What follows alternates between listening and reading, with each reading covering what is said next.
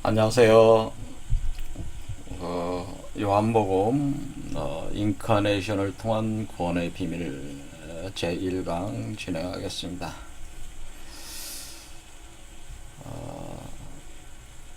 제가 유튜브 채널을 구독자 수를 좀 더 많이 확보를 하기 위해서 아무래도 그래도 시장 자체가 좀 방대한 기독교 계통의 텍스트도 다뤄야 되지 않겠나 생각이 들어서 요한복음을 강의를 해보자. 어제 언뜻 그런 생각이 들어서요. 한번 시작을 하게 됐습니다.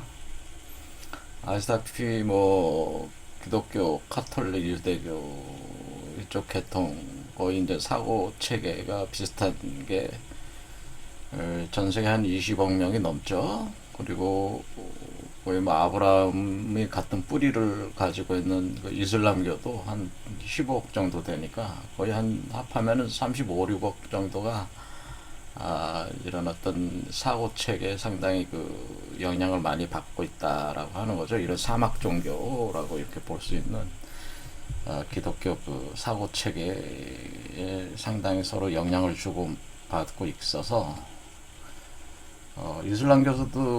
이슬람에서도 예수 그리스도를 선지자로 인정을 하잖아요. 그러니까 그 마호멧이 오기 전에 존재했던 선지자의 그 계보에 있습니다. 그러니까 이런 계통으로 계속 그 강의를 해 나가는 것이 맞다, 그런 생각이 좀 듭니다. 제가 지난 1년 동안 사실은 그 도마복음 강의를 했다고 하는 것은 아시는 분들은 아시는데 그, 그 계약을 맺고 해서 어떤 단체 그 소유권이 있어요. 그 도마복음 강의를 한 거는. 그래서 저는 그거를 직접 올리는 거는 이제 도의적으로 맞지 않는 거기 때문에 제가 제 채널에 그 링크를 걸어놔가지고 재생 목록에다가 놨거든요. 그래서 도마복음 강의한 거 모르시는 분들도 있으니까 말씀을 드리면은, 여기 저 채널에 여기 보면 홈 동영상 재생 목록 있잖아요. 여기 재생 목록을 누르면은 여기 여러 가지 재생 목록, 그러니까 그 카테고리별로 이렇게 제가 강의를 하거나 다른 강의들을 카테고리별로 이렇게 분류를 해가지고 구조화 시켜 놓은 거가 있는데, 여기 보면 이제는 도마복음에 감춰진 빛의 메시지라는 이름을 가진 게 거의 그 141강까지 한 게 있어요. 그런데 50강씩 30강씩 쪼개가지고 이렇게 나눠가지고, 여긴 61강부터 90강, 여긴 121강부터 141강, 그 다음에 여긴 31강부터 60강 하면, 요거를 누르면은 그 도마복음 여기 리스트가 여기 이쪽에 뜨니까, 여기서 이제 필요한 부분을 이렇게 보시면은 그쪽에 이제는 안녕하세요. 스텔라 데 도마복음의 루마인 채널에 들어가서 제 이렇게 90강 보실 수 있게 진행하겠습니다. 되어 있습니다. 그래서 필요하신 분들은 오늘은 41절, 도마복음 42절, 들으시면 43절 예, 제가 기독교 강의를 해석을 해 도마복음을 나가보겠습니다. 일단 읽어보겠습니다. 41절, 예수께서 말씀하셨다. 상당히 자기 오래죠. 손에 그래서 가진 자 했으니까 그에게 들으시면 그들은 줄 되고, 것이다. 또 여기 재생 그러나 가지지 목록에 못한 또 자, 그 요한계시록이라고 있어요. 요한계시록. 그들은 적게 가진 요한계시록 그것마저도 빼앗아 갈 것이다. 여기 들어가면은 그 42절, 요한계시록도 제가 강의를 해놓은 게 있거든요. 근데 요한계시록은 많이 부끄러운 그 강의고, 그 다음에 한데 그 요한계시록 아무튼 작년인가 그 강의를 했을 겁니다. 그 내용들이 있는데, 다시 요한계시록은 다시 해야 될 것 같아요. 그래서 이런 강의들이 있으니까 들어보시면 좋고요. 도마복음 같은 경우는 제가 사실은 전 세계 누구보다도 제가 강의를 잘했다고 나름대로 자부하는 건데, 사람들이 잘 듣질 않, 그저, 뭐야, 그저, 그저, 생각만큼 많이 안 들어주셔가지고. 이게 도마복음이 그 현재 그 정경에 포함이 안 돼 있다 보니까 기존 기독교인들이 상당히 폐쇄적이거든요. 제가 볼 때 폐쇄적이다 이런 어떤 자기네 정경 안에 없는 것들은 일종의 이단시하는 일종의 그 사고가 있는 것 같아요. 그래서 진짜 관심이 계시지 않으면 이렇게 일부러 보지 않는 것 같습니다. 그래서 그 요한복음을 정경 안에 있는 거니까 이거를 해보려고 하는 게 제가 개인적으로 좋아하는 그게 이제 도마복음, 요한계시록, 요한복음 요런 종류의 것. 그러니까 이제 기독교 정통주의 입장에서 볼 땐 다소 그 영지주의적인 요소가 좀 강한 그 복음서들을 제가 이제 그 텍스트를 좋아한다 그렇게 볼 수가 있습니다. 그런 일입니다. 그래서 요한복음 한 번도 강의를 안 해봤는데 한번 해보자 그런 생각이 들어서 제가 이제 해보려고요.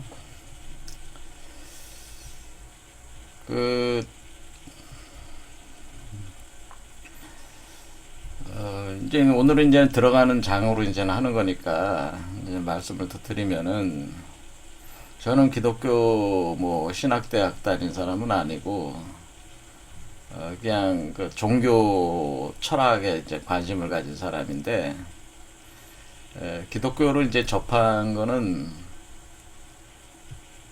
그 대학에 입학했을 때 오리엔테이션 끝나고 나오니까 거기 대학에는 당시에는 제가 이제 80년대 중반 학번이니까 그게 그 각종 그 대학교 안에서 활동하는 선교 활동을 하고 있는 대학생 중심의 선교 조직이 많이 있어요. 그게 이제 뭐 CCC라든가 뭐 내비게이터 뭐 UBF인가 뭐 이런 다양한 그 선교 단체가 있어서 거기서 오리엔테이션 하고 나오니까 그 중에 한 단체에서 접속이 돼서 그때부터 이제 좀 관심을 가진 거예요. 그 전에는 뭐 고등학교 다닐 때는 그냥 제가 좋아하는 것만 했으니까 기독교라는 걸 몰랐죠. 그러다가 가서 이제는 1년 반 정도인가 이렇게 해보니까 제가 이제는 이 강의를 하는 걸 보신 분은 알겠지만 제가 굉장히 사고 체계 굉장히 자유분방합니다. 구속을 싫어해요. 그 제가 스승 없이 이렇게 공부하는 스타일이 혼자 이렇게 공부하는 스타일이다. 근데 스승이 있으면 스승의 사고책을 그대로 수용을 해야 되니까 아주 답답하게 느껴져요. 이게 어떤 사고책에 갇히는 것 자체에 대해서 굉장히 제가 답답하게 느껴지는데 기독교 이 사고체계는 굉장히 폐쇄적이에요. 각 단체마다 또 자기 나름대로 그 폐쇄적 이론 체계가 있어요. 그래서 제가 굉장히 답답하게 느껴졌어요. 이 문장을 이렇게밖에 해석이 안 되나? 뭐 이런 식의 좀 다른 관점에서 볼 수 있지 않을까? 이런 생각을 용인하지가 않아. 용인을 안 해. 기독교 체계가. 그런 종류의 사람의 스타일들이 믿는 종교 같아요. 그 종교가. 그러니까 종교를 이렇게 저도 이제 불교 뭐 다양한 뭐 선도 뭐 유교 이렇게 뭐 유교는 종교라고 볼 수는 없지만 이런 다양한 이런 걸 알고는 있지만은 그 스타일대로 가는 것 같아요. 사람들이 좀 경향성이 있다는 거죠. 근데 이게 기독교는 상당히 답답하고 폐쇄적이고 독단적이다. 라고 생각이 들었고 주로 이제 거기서 선교 활동하기 위한 이 젊은 사람들을 키워내는 그 개념이 있어서 또 오히려 그런 방식으로 좀 더 단순하게 그 틀을 잡아 나가다 보니까 그렇게 할 수도 있습니다. 저하고는 안 맞았어요. 그래서 저는 안 맞고 그래서 이제는 나오게 됐지만은 저는 그러면서 이제는 다니면서도 이제는 이왕 시작을 했으니까 여러 가지 이쪽 방면에 이제 관심을 갖고 공부를 하게 되니까 저는 원래 공학도였지만은 종교학개론이라든가 뭐 종교학 과학이라든가 이런 종교 강좌를 개설된 강좌를 제가 찾아가서 듣기도 하고 그랬어요. 그래서 그때 이제 세계적 유명한 그 종교학자 엘리아데라는 분이 있어요. 그분 텍스트를 제가 많이 읽었습니다. 그다음 종교와 과학이라서 제가 원래 그 과학 철학도 많이 좋아해서 그때 현대과학 신사라고 해서 100여 권 넘게 이렇게 시리즈 문고판이 있어요. 그 제가 다 읽고 그때 고등학교 다닐 때 했으니까 제가 관심이 굉장히 많았죠. 그때는 지금 젊은 사람들보다는 좀 이렇게 혼자 공부하는 분위기가 이렇게 할 수 있는 그 여건이 더 된 것 같아요. 지금 젊은 학생들은 어떻게 하고 있는지 모르지만은 저는 고등학교 다닐 때도 니체 같은 사람 쓴 책 공부하고 현대과학 신서 문고판 공부하고 뭐 이런 식의 그 책을 읽으러 많이 다녔거든요. 책을 많이 읽었습니다, 제가. 그런데 이렇게 하면서 여기 그 기독교 계통으로는 제가 칼바르트 같은 신학자, 본해퍼, 요런 사람들, 폴 틸리, 요런 사람들이 쓴 책들 번역된 거 좀 많이 봤습니다.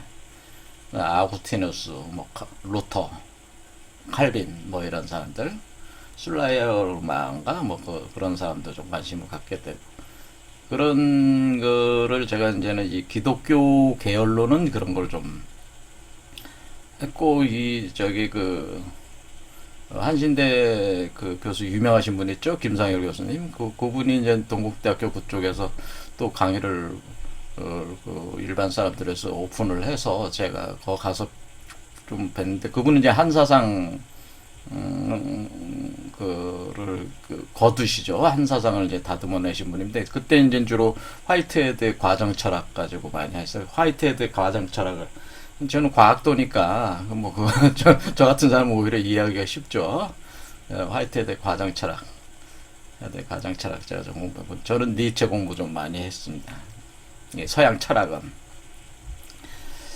그렇게 하면서 이제는 니체가 원래 반기독교 안티크리스트잖아요. 니체가 유명한 말이 뭐예요? 신은 죽었다는 말을 했죠. 신은 죽었다 이런 표현을 썼잖아요. 이제 신은 죽었다는 표현에 대해서 사람들이 많이 오해를 할 수가 있는데 제가 여기서 설명을 하지는 않고 어쩌거나 상당히 안티크리스적인 성향이 있어서 저도 거기 영향을 많이 받았어요. 저는 반기독교주의자가 됐습니다. 훗날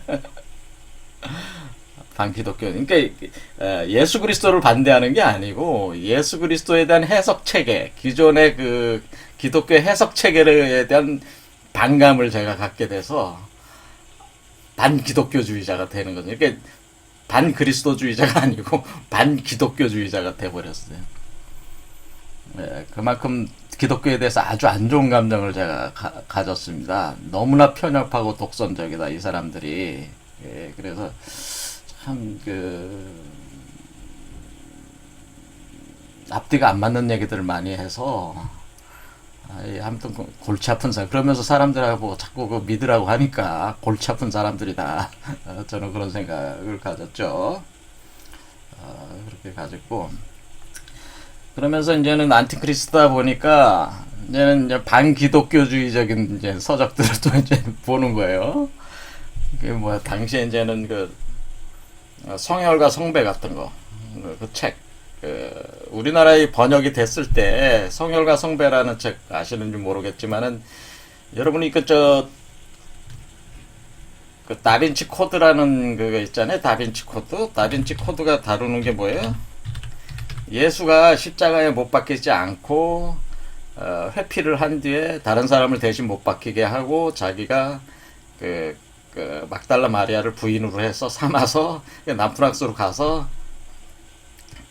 자식들을 낳았다는 거 아니에요. 후손들이 이렇게 했다는 게 이제 다빈치 코드의 영화 자체가 다루고 있는 원래 책자가 다루고 있는 내용이기도 하죠. 원저기가 성혈과 성배라는 책, 영국 BBC 방송인가 거기서 기자가 만든 책이 있어요. 책에 있었던 건데 이게 이제 이 영화 나오기 훨씬 제가 지금 한 30년 전에 성혈과 성배라는 책을 봤으니까 하면서 제가 성당기사단이나 뭐 프리메이슨이라든가 뭐 일루미나티, 유대인 의정서 같은 거 뭐 이런 거를 이제 또 이제 공부를 했어요. 그래서 그가 뭐 성약성서, 그러니까 예수가 뭐 30살 될 때까지 어리가 있었는지 안 나오잖아요, 기록이.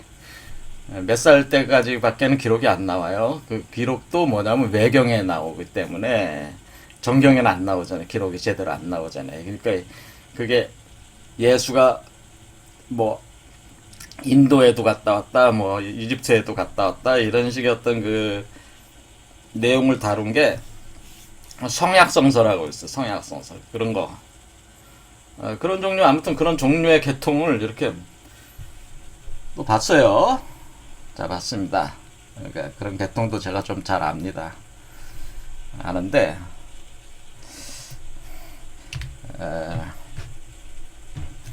그렇게 하다가 이제 저는 그 공부를 다 그만두고, 저는 이제 뭐, 야, 이거 세상에서 이런 부분들, 우리가 소위 종교에서 다루고 있는 문제들이라고 하는 것들이, 이거는 뭐, 실질적인 문제가 아닌 것 같은 느낌이, 그러니까 어떤 그 공허한 망상적인 얘기들이 대부분들이다 생각이 들어서, 이거는 그냥 또 증명이 될 수도 없는 얘기들을 우리가 하고 있는 거니까, 이거 참 답이 없는 분야다. 이런 분야가 소위 말해서 종교나 철학이라는 분야 자체가 답이 없는 분야다.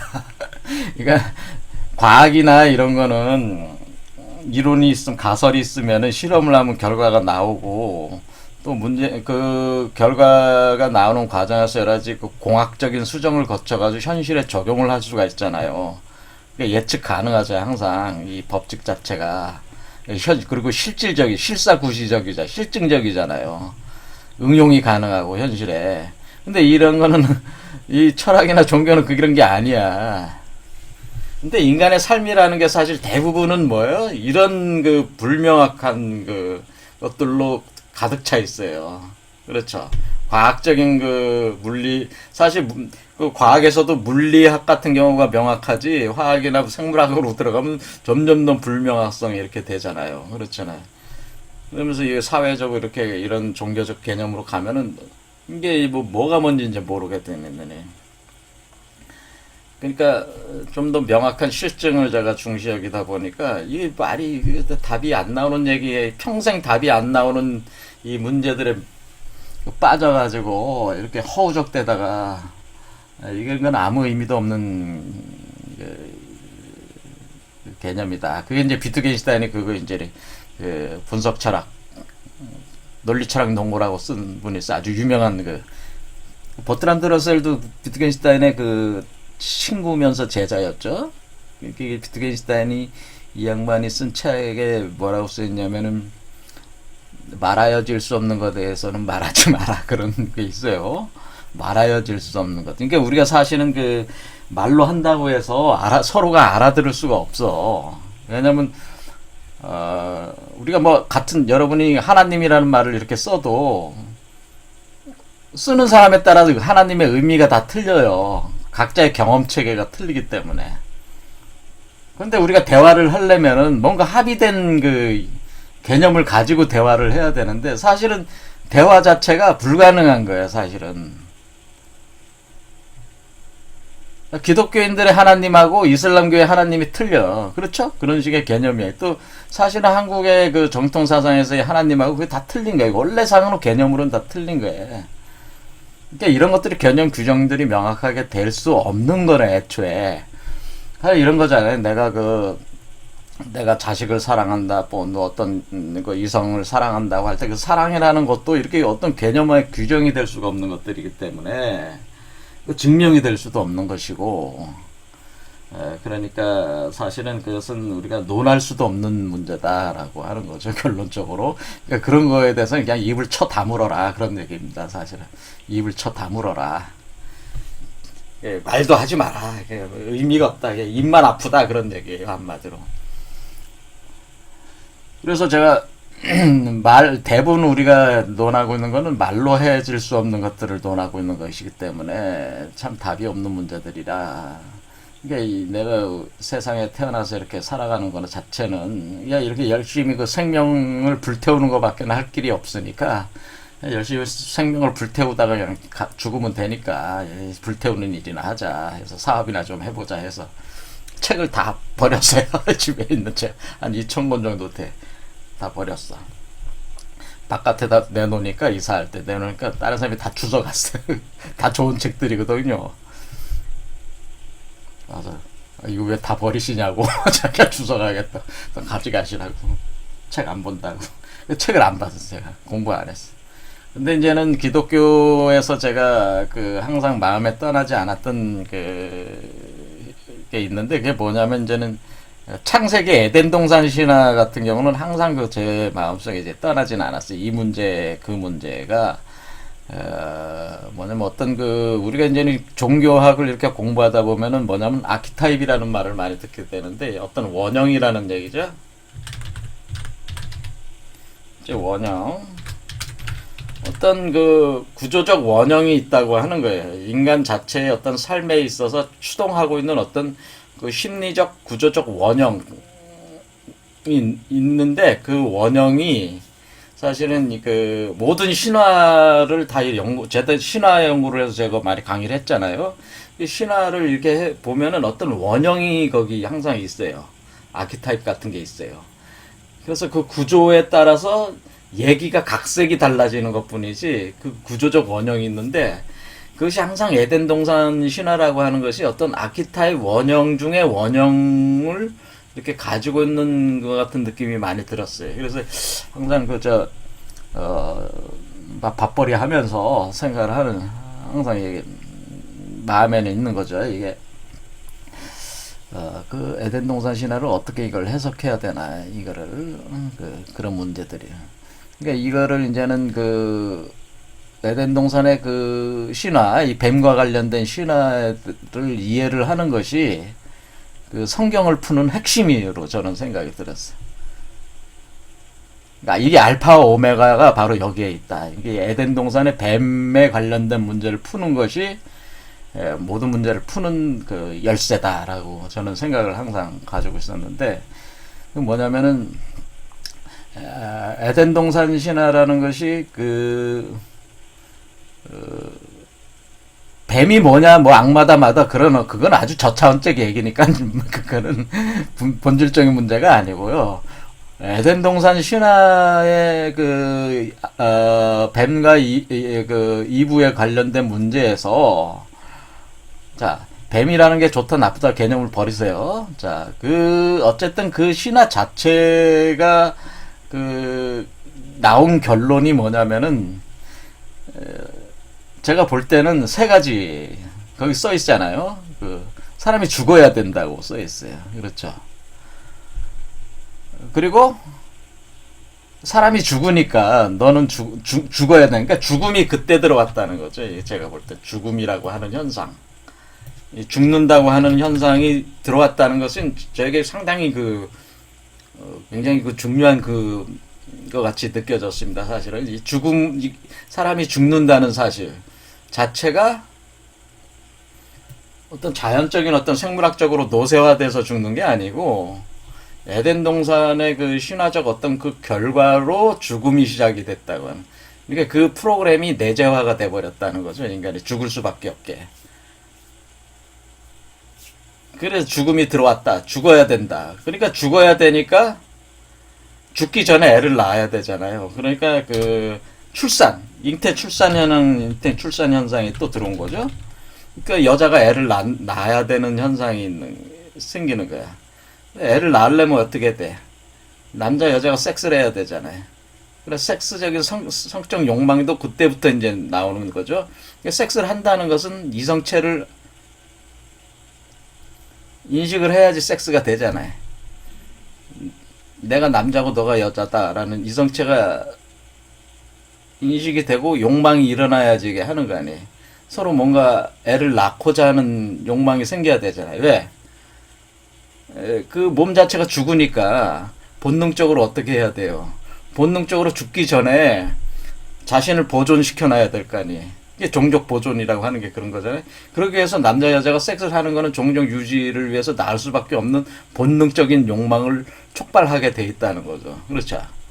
그것은 그 음양이라고 이렇게 볼 수가 있죠. 음양이 이렇게 대자적으로 갈라져서 정립이 됐다. 그게 이제는 그 선악과를 먹고 나서 그 서로 부끄러워서 나뭇잎을 몸을 가렸다 그런 표현이잖아요.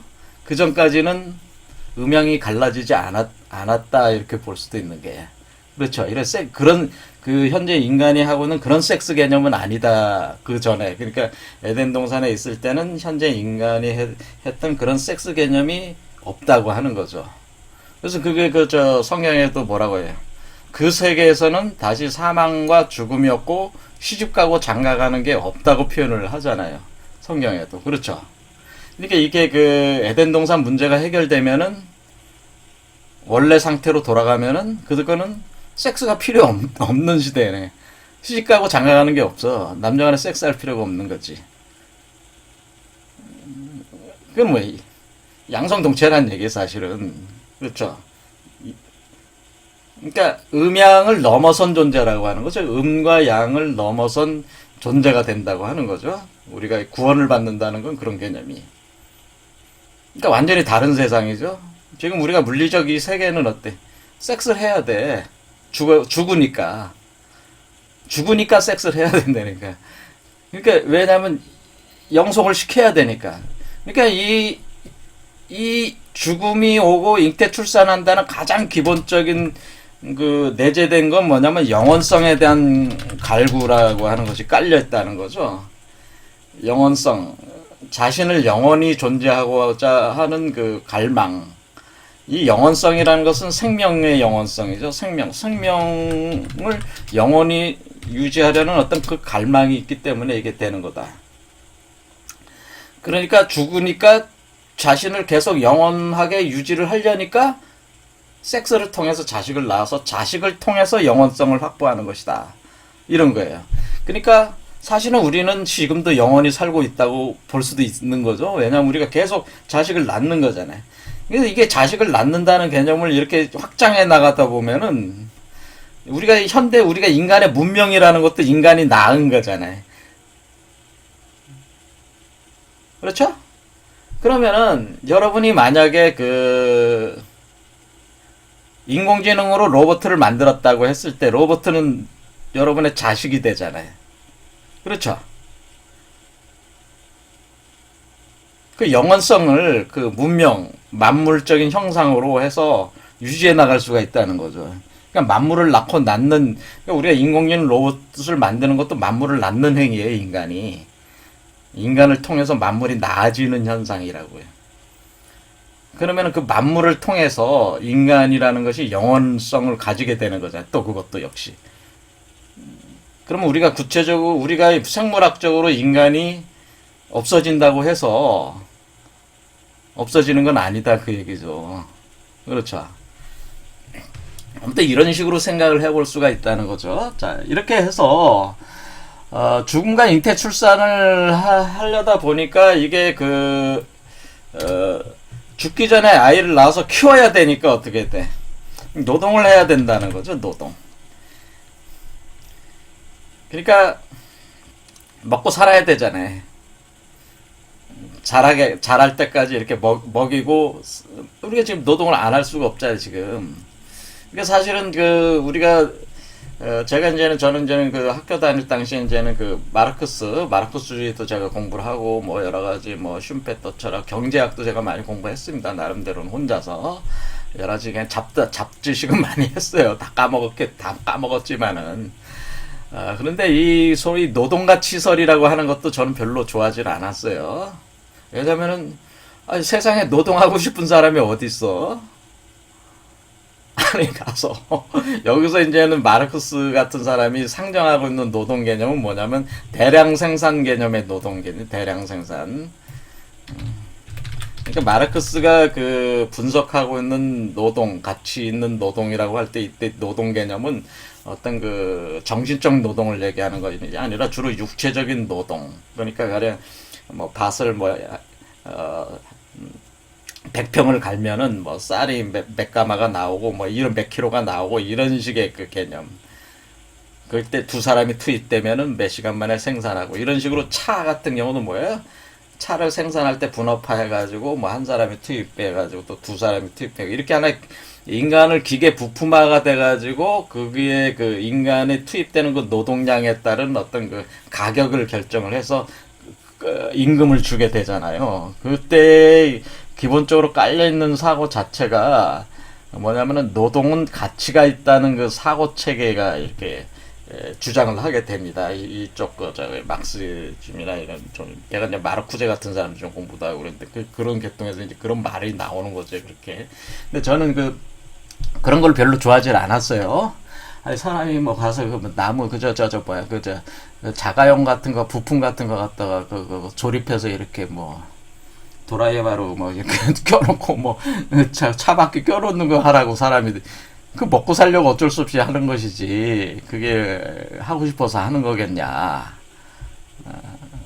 그러니까 제가 드린 말씀 그런 노동이라는 것도 인간이 자기 주의를 상실을 해서 결국에는 어쩔 수 없이 하는 것인데 그것이 가치 있다고 하는 것은 내가는 아닌 것 같다. 저는 그런 생각을 하게 되는 겁니다. 그거는 본질적으로는 그런 건 아닌 것 같다. 근데 우리가 어쩔 수 없지 그걸 하는 거죠. 그러니까 사실은 이게 기존의 그 모든 사회 제도 시스템이나 다 사실은 이런 어떤 에덴 동산에 있어서 그 신락의 현상으로 인해서 발생을 한 거라고 이렇게 볼 수가 있죠. 현실의 그 사회적 조직이나 시스템이나 모든 그런 것들 발전을 계속 해온 것 자체가 사실 그 근원 뿌리는 이런 어떤 그것에 그 기초를 다소 굉장히 추상적이긴 하지만은 에덴 동산 신화가 가지고 있는 상당히 심오한 의미가 있다고 하는 것을 알 수가 있고. 그러면 에덴 동산에 있어서 이렇게 죽어야 되고 그래서 어떤 섹스를 통해서 자식을 낳아야 되고 죽기 전에 그래서 자신을 영원하게 자신을 보존하려고 하는 생명의 영원성에 대한 갈구 때문에 이것이 진행이 되는 거죠. 그래서 노동을 해야 되고 먹고 살아야 되니까 노동을 하게 된다. 육체를 유지해야 되니까 그렇죠. 계속 해야 되는 이 구조 자체가 문제가 사실은 에덴 동산의 이 문제가 알파란 말이에요. 이걸 알파의 문제라고 우리가 볼 수 있습니다. 이 문제가 원인이 인간이 이렇게 살게 된 원인을 규정할 때 이런 거잖아요. 그러면 이 원인을 해소를 시키면은 원인을 해소를 시키는 존재가 그리스도라고 하는 거죠. 우리가 그리스도라고 부르는 거는 사실은 그 내용으로 보면은 이런 에덴 동산의 에덴 동산 신락 사건을 원인이 돼서 이런 것들이 지금 이렇게 됐는데 이걸 해결하면은 에덴 동산의 그 극락으로 다시 복귀를 하는 거니까 해소가 되는 거 아니에요. 그러면 이제 지금의 그 사회 경제 뭐 어떤 인간의 구조 조건 물리적 구조가 다 없어지는 거지. 그렇죠. 이게 오메가야. 그래서 이렇게 해서 그런데 그것이 알파의 문제가 원인이 결과로 해소가 되는 게 요한계시록이라는 거죠. 그러니까 창세기가 시작을 해서 요한계시록으로 마무리가 된다고 하는 것은 요한계시록 안에 이 원인에 대한 해소가 있다고 하는 거예요. 사실은 내용이 있다고 하는 거예요. 그런데 이미 원인이 발생했을 때 이 문제가 어떻게 해소될 것이라는 것을 거기 그 창세기의 그 하나님이라는 존재가 암시를 하고 있는 것이 뭐냐면은 그때 이제 뱀하고의 그 일조의 에덴 동산의 그 신락의 원인이 뱀하고의 이브하고의 싸움이잖아요. 근데 뱀하고 이브하고의 관계에 있어서 그 관계에 대해서 얘기를 하잖아요. 뱀과 이브는 서로 원수지간이 된다고 하면서 그 이브의 후손이 그 뱀의 머리를 박살내고 뱀은 그 이브의 후손의 그 발꿈치를 문다 이런 표현으로 이렇게 해놓지 않았습니까? 이 문구 자체가 이 문제, 그러니까 이 에덴 동산에 발생한 문제를 해소되는 아주 중요한 키포인트가 되는 어떤 개념을 담고 있다고 하는 거죠. 이 개념 자체가. 그래서 그 이브의 후손, 여자의 후손이 그리스도라고 하는 거죠. 그렇죠?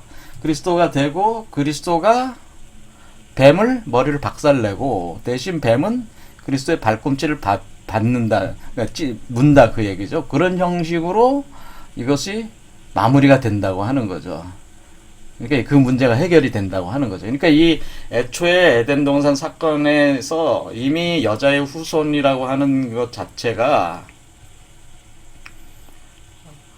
그리스도의 탄생을 암시를 한 거죠.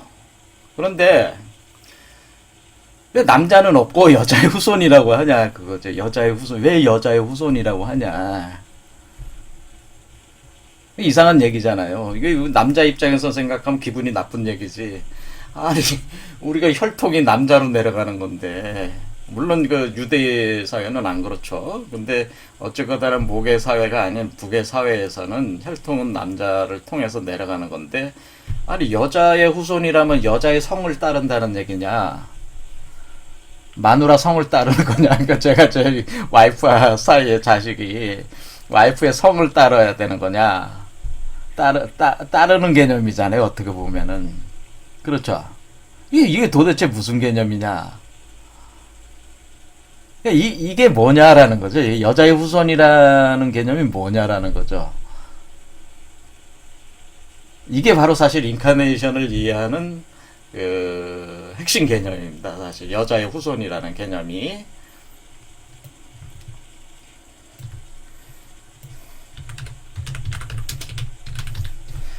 그래서 여자의 후손의 탄생이 바로 인카네이션입니다. 이게 인카네이션. 이게 성육화라고 이제 번역이 되는데 이런 건데요. 자, 마무리하겠습니다. 자, 그래서 제가 이제는 그 중요한 개념들은 이제는 그 기본적인 개념을 오늘 얘기했는데, 이제 요한복음 들어가기 전에 이런 그 이제 한 거죠. 그래서 그 요한계시록에도 어떻게 나와요? 해산하려고 하는 한 여자가 있어서, 여자가 있다고 그랬죠. 그래서 그 여자가 아들을 낳았는데 어린 양이라고 표현을 했잖아요. 그러니까 그 창세기에 여자의 후손이 뱀의 머리를 받는다고 할 때에 요한계시록에 그 여자가 잉태한 해산하는 아이가 있는데, 그 해산하는 여자를 아이를 삼키려고 붉은 용이 계속 쫓아다니잖아요. 그렇죠. 그 뱀이잖아요. 그걸 옛뱀이라고 표현했잖아요. 그러니까 이 뱀에 관련된 문제가 사실은 그 창세기의 문제가 요한계시록에도 이렇게 마치 대칭적으로 이렇게 기술이 돼 있어가지고 요 문제를 이게 과연 무슨 의미냐라는 것을 정확하게 이렇게 파악하는 것이 사실은 예수 그리스도를 이해하는 키포인트다라고 하는 거죠. 근데 이러한 관점에서 기독교는 보고 있질 않다는 거죠. 지금의 기독교 사상 체계 자체가 이러한 관점에서 해석한 책은 없는 걸로 제가 알고 있어요. 근데 뭐 창세기고 요한계시록이지, 그게 서로 연관이 돼서 알파와 오메가로서 존재하면서 문제가 제기된 문제를 해결하는 거가 요한계시록에서 드러나서 그것이 상합해가지고 처리가 돼 나가고 있다고 하는 것을 구조적으로 이렇게 인식을 하고, 이것이 그러면은 이 여자 속에서 여사가 해산하는 이 아이가 무슨 의미냐라고 하는 것이 사실은 신약의 예수 그리스도가 그 여자의 후손의 모델과 같은 그것을 2000년 전에 예수 그리스도가 이 메커니즘을 풀어내는 열쇠로서 그 모델로서 자기를 제안을 한 것인데, 그 개념에 대해서 잘 모른다는 거죠. 이게 지금 기독교 사상가들이나 철학가들, 성직자들 이런 분들이 잘 모르는 것 같아요. 근데 요한복음이 사실은 이런 문제들을 사실 다루고 있는 아주 중요한 텍스트거든요. 그래서 이 요한복음을 제가 가지고 이런 문제들을 이제 풀어나는. 그러니까 인간이 어떻게 구원이 되는 것이냐에 대한. 그러니까 기존에 이제는 정통주의가 얘기하는 그 구원론이라는 것 자체가 제가 볼 때 잘못됐다고 하는 거죠. 기존의 그 기독교 구원론은 잘못됐다. 저는 그렇게 봅니다. 그건 잘못됐고, 예수에 대해서 이해를 잘못했다고 보는 겁니다. 잘못됐고, 구조적으로, 체계적으로, 시스템적으로 이해가 돼 있는 게 아니고, 자신들의 어떤 그런 종교 조직 시스템을 유지하기 위해서 그렇게 의도적으로 그렇게 해석을 한 부분들이 있다. 그러니까 이거 잘못된 것이다. 그러니까 예수가 2000년 전에 예수 그리스도라는 존재가 그 드러낸 방식으로 얘기한 것이 그 해석을 하고 있질 않고 자기 멋대로 해석을 해가지고 지금 다 그렇게 그 신도들이 그렇게 믿고 있다는 거죠. 제가 볼 때는 굉장히 잘못돼 있다. 저는 그렇게 생각을 합니다. 어쨌든 그 요한복음의 이런 과정을 통해서 이 해석을 통해서 이런 부분들을 제가 좀 계속 깊게 좀 다뤄보려고 합니다. 그러면서 하는 과정에서 중요하게 이제는 그 갖다 쓰는 도구가 일종의 카발라 철학 같은 거거든요. 그래서 그런 부분들이 있습니다. 자, 오늘 여기까지 하겠습니다. 감사합니다.